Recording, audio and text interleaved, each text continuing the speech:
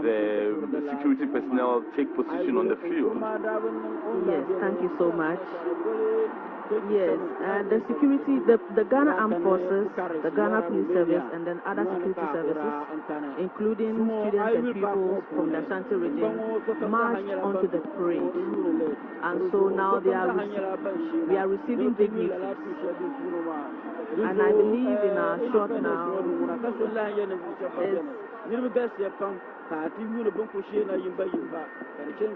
and so this is the yes. Short now is the arrival of Otumfour Osei Tutu the second. Unfortunately, we have also, for those who just joined us, in commentary position is Nana Osei Bonsusafo Kantanka. He is known as Teacher Kantanka. He is a researcher for the Manshia Palace, and he is here with us also. Teacher Kantanka, what exactly, that's the Otumfour Osei Tutu arrival? We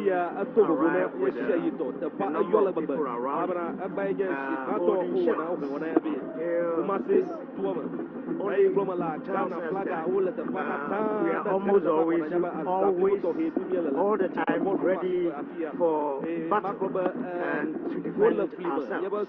And in the olden days, before the introduction of guns, they were using shells and swords to fight. So this has not been discarded. It's been used to remember such occasions. Almost always, when Otumfour is anywhere, 1,000 shells surround him, and that is why they have a Champemhene in charge. And a Champemhene has always been his own son, who is in charge of 1,000 shells around him, protecting him wherever he goes. Of course, we also know that Otumfour Osei Tutu is the second is the 16th Asante-Hene, and he was installed on the 26th of April in the year 1999. By name, he is in direct succession to the 17th century leader of the Ashanti Empire, Otumfour Osei Tutu the first. But this is Nana Asante-Hene Otumfour Osei Tutu the second, who has just arrived in at the venue for the 63rd Independence Day Parade. So who else came with him? He's arriving with Lady Julia, his wife, yes, of course. Thank you so much, Bright. And what's the significance of the drumming and all the appellations when Otumfour arrives at the venue? Well, the drumming is to recount the past glory. And those who understand the language of drum would be able to tell you, it tells the whole history. In the olden days, it used to be our mobile phones. That is, drums could be played and relayed, and within 15 minutes, it will reach Ivory Coast. Yeah, because they calculated to know that within a radius of 6 miles, the sound goes down. So at every 6 miles radius, they stationed a drummer who will relay to the next 6 miles radius. So this is how they communicate.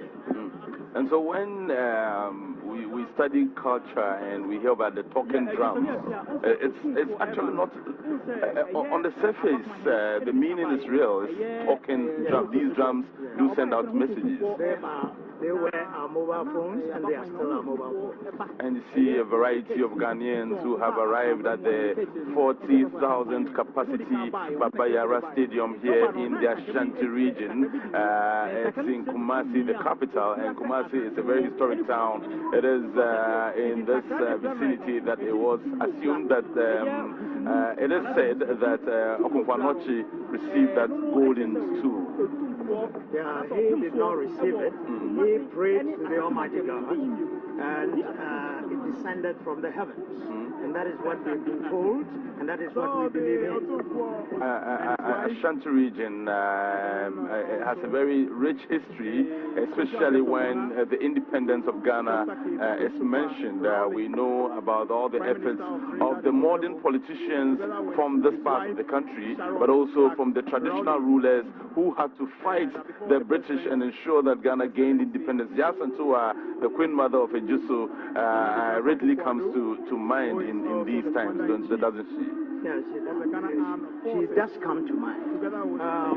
It started long before Yasantua, and that is between 1806 and 1900. There were a series of wars. It is believed that major wars were fought between the Ashantis and the British. The aim of the British was to dominate every part of Africa, and Ashantis resisted this domination, so that 7 major wars were fought within this period, and it is believed that Ashantis won 3 times and the British 4 times. Right, and we'll come back to all the things that led to Ghana's attainment of independence, but we're talking about Ghana. Who really are we, and what really does Ghana stand for? Selicam, do we know? Yes, of course. The Republic of Ghana is located in the West African sub-region along the Gulf of Guinea. This is bordered by Burkina Faso to the north and the Republic of Togo to the east and Cote d'Ivoire to the west. Now, Ghana was inhabited in pre-colonial times by a number of Asian kingdoms. So predominantly the Akan kingdoms, including the inland Ashanti Empire, the Akwemu, the Achim, the Bonoman, the Nichura, and the Fanti, among others. Non-Akan states created by the Ghana were also existed, as did the Gonja, the Gomba, and others. Now, prior to contact with Europeans, trade between the Akan and various African states flourished due to the Akan's gold wells. Now, trade with European states began after contact with the Portuguese in the 15th century. You know, the British then established the Gold Coast Crown Colony in 1874 over parts, but not all the entire country. And the Gold Coast achieved independence from the United Kingdom in 1956, 63 years ago. All right, and that's exactly why we are here and what we are commemorating at this point in time. But the entire event is in the hands of the Ghana Armed Forces. Commander Veronica with me here in commentary position. So we've seen the military personnel lined up. We've seen the police, fire service, ambulance service, and all the other security agencies lined up. And we've heard about the parade commander. Do we know who he is? Yes. The parade commander is the presence of Group Captain Edu Jemfi. Let me just give a little background to our parade commander for the 63rd Independence Parade. Group Commander Edu Jemfi, of course, he is the parade commander, and he has arrived here, and he came together with his parents. Both his mother and his father are here to observe him as he performs that, and it's his father's birthday actually today as well. Yes, it's 84 years today. Exactly. Yes. So the parade commander is a native of Ashanti Mampong. He was born at Dichemso here in Kumasi to Mr. Kwame Edu Jemfi and Mrs. Joyce Edu Jemfi.